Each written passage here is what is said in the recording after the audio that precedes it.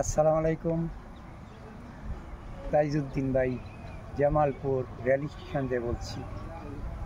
আজকে মনে হয় 20-25 দিন যাবৎ ট্রেন চলাচল বন্ধ।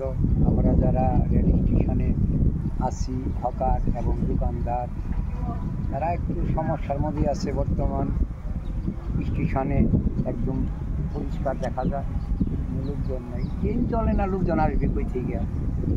আমার মতন অনেক লোকই চিন্তায় পড়ে গেছে,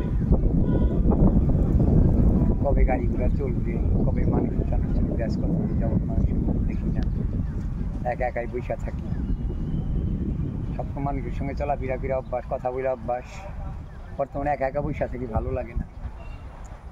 দোয়া করি দেশটা সুন্দর হোক, আবার আগের মতন গাড়ি ঘোড়া চলুক, শান্তি ফিরে আসুক, এই কামনাই করি। ভালো থাকবেন, সুস্থ থাকবেন। আসসালামু আলাইকুম।